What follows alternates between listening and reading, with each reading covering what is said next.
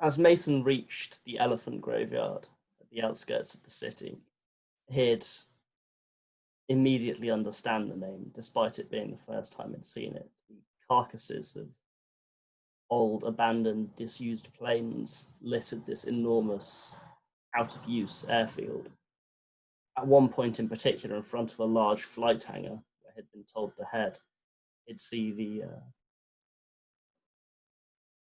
finish of the party preparation, planes pulled round to create sort of walls, wire fences put between them for some semblance of security or a plan.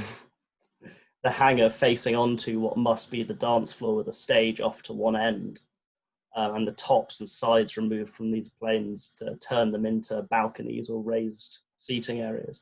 The seats mostly actually have been pulled out and scattered around, airplane seats being used now as sofas and seating areas for the party. The people doing this, you can see, are kind. They're all, you'd recognize enough of them to know that they're Anya's people. Yeah. But as you head through, they give you curious looks before one of them sort of recognizes you and tells the others not to worry. And heading through to the hangar, you'd see Anya standing inside. Hello, Anya. Ah, Mason. This is looking, well, a lot. There's a lot more here than I was expecting. It's quite the place. Still yet to put up any lighting rigs or do the sound, but should all be ready in time. Yeah, you've got time. A few hours, right?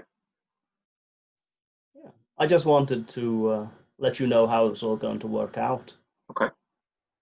It's obviously my first priority to preserve the masquerade, Good. Good. as is the law. So anything suspect is going to be happening here. You should gesture around you to the large hangar. Close the doors. Anyone that wants to get access can, but obviously only those of the blood. What do you mean by suspect? People need to feed. Okay. Feed themselves. However much fun the party's going to be outside. Okay. From what I've been told, we might have quite the attendance, actually. So I've been hearing. You've certainly been getting around. I'm sure it's going to be wild. What the city needs. And I was wondering if you've given any thought to what you found out. Well, let's take a seat. She'd head up to a set of metal railing stairs up to a higher part of the hangar, where somehow a few seats have ended up.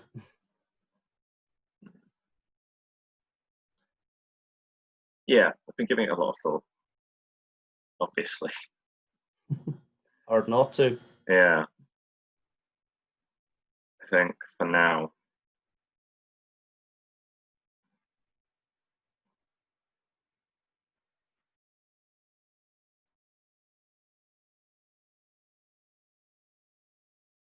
if I say anything,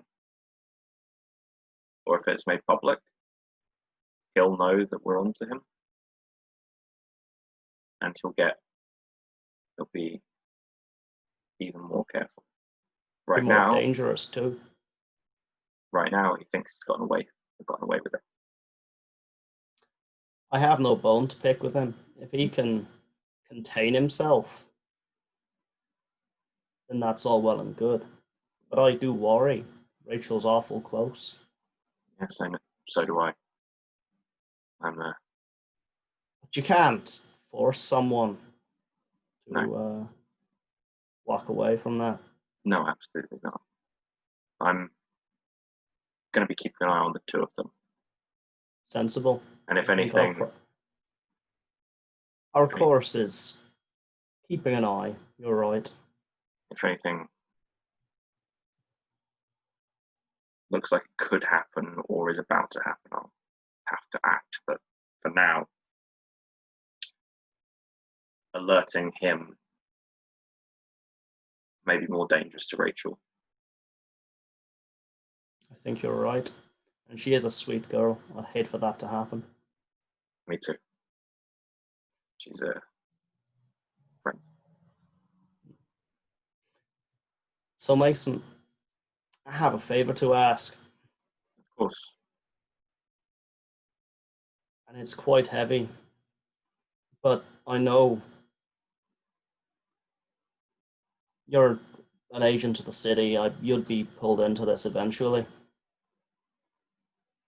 Otherwise, I wouldn't be asking you. But you know about the brand. The brand of the That the circle, because of this city's laws, because of the old man Vlatsky, we must bear a brand of our faith, which, as you can imagine, is a little uncomfortable. sure. I'd like to take it on my own terms. Of course, there's no way for me to avoid it. And hell, I'm not sure I even want to. It's a badge of faith. How can I say I believe I'm not willing to take it?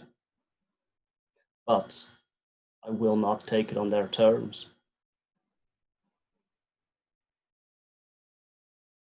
So what are your terms? My terms are here tonight.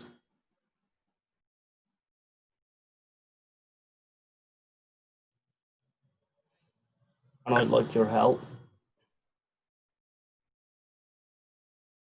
If you don't mind me asking, what are their terms? How does it work with them? Their terms are Vlatsky tells the court that I am a heretic and an unbeliever, and I need to be held down and burnt for it, and that it will be done officially.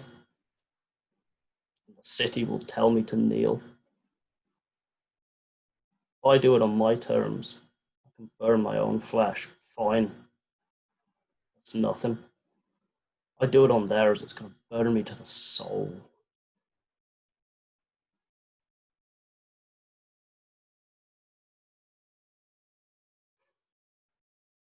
I know it's a lot to ask. How I'm not relishing this moment.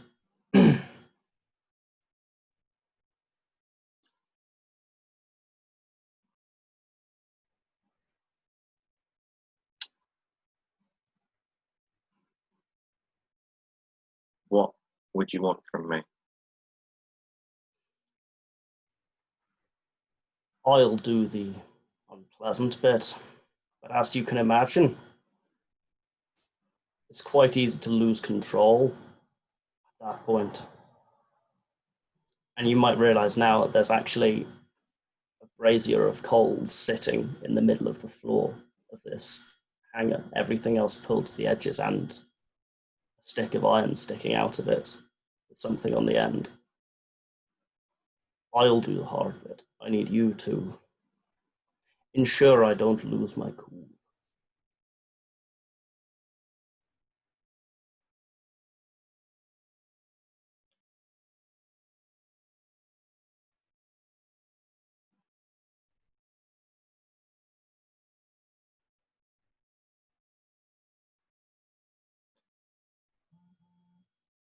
And is this breaking the law, so to speak? No, the It's law just is simple that we must wear one. But if they put it on me, it means something very different. okay. Do others know about this? Oi, Declius will be helping me too. Okay.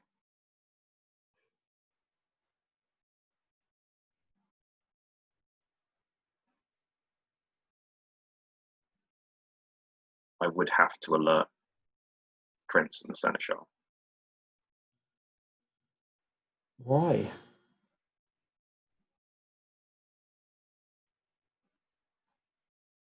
If this is going to have to happen to you sooner or later, they're going to find out sooner or later. Aye, they will. I am happy for them to know, but not until I've done it. They find out before, and I'm summoned away from my own party. Don't you see how wrong that would be?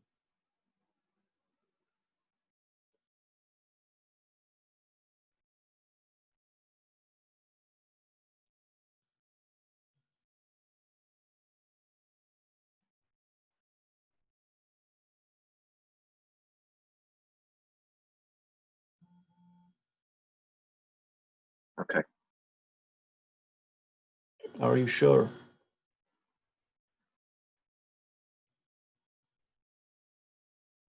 I can tell your soul is tormented enough already. I'll alert them after it's done. Thank you. And she'd reach over and grab one of your hands in both hands. Thank you, Mason. I don't want to see It's anyone subjected to that. unfortunate that all of my brethren have already been, but perhaps it'll change in time. Maybe. For now, I just need to make the best of it.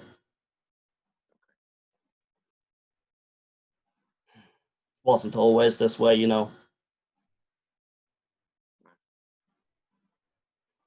We used to we used to be smaller, didn't have the status of a hierophant, a seat on the council, so they didn't see us as a threat. The Lancea wasn't running scared. They think we're tied to the chief. That old bastard. I helped fight him back in the 60s. I was there with Martina. She looks angry beyond words at this point, at that implication. It's all the excuse he needed to get us branded outcast. I mean, I'm sorry, I know you're connected to him. It's painful to see. I've had a couple of conversations. That's good. I've talked to him as much as I've talked to you.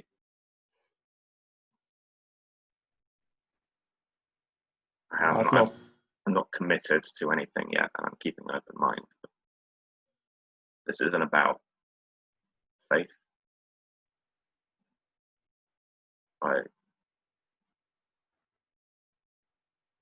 I think I don't want to see someone degraded like that in front of the court, regardless of who they are and what they believe. You're a good soul, Mason. Hold on to it. I'm trying. But no, you're right. This has nothing to do with faith. This was a political move. Yeah. Right, I've asked enough of you. If you want to fuck off before the party, you're more than welcome. No, it's okay. It's all right. But we do have some getting ready to do, if you wouldn't mind. Sure, I'll help out. And you're okay with me telling them afterwards? Of course, I would tell them myself if I had their phone number. I'll let them know. I always find chatting to Strauss a bit chilly suddenly. Temperature in the room goes down. And she had jumped her feet out of the chair and begin to head off towards the hangar doors. Mason would follow behind quite closely. Anya. Oh, yeah? If you don't mind, I just have a question. Go on. You, before we even met, and even after we'd only had one conversation, you seem to know a fair bit about me. I know you said that you asked the right question. But why? It's a few things. You wake up after 30 years. You gotta know the lay of the land. You gotta see what's safe, who's safe to talk to. Kind of a habit as well.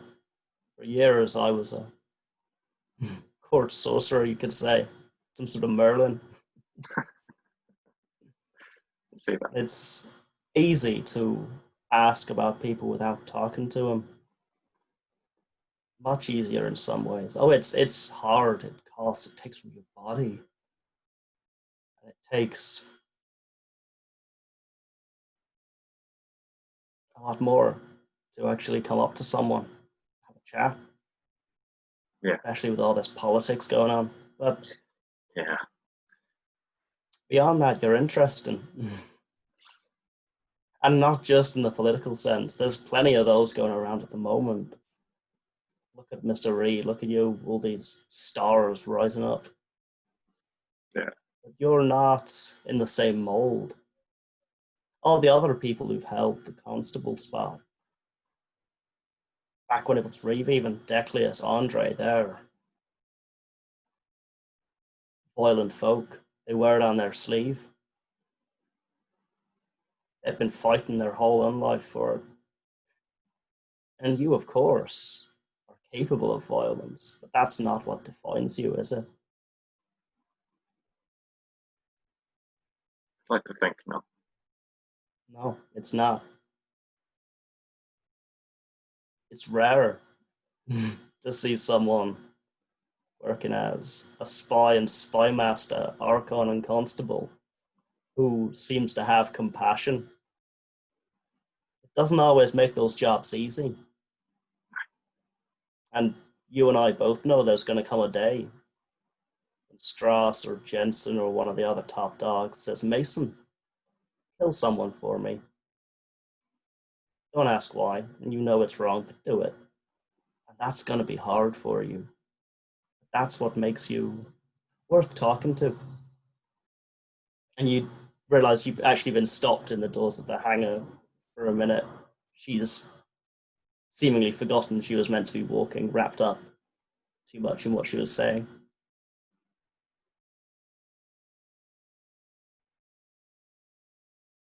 Thank you.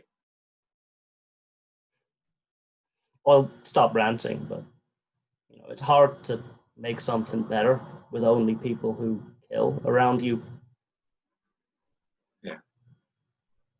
There's a reason the Invictus been doing the same thing for hundreds of years.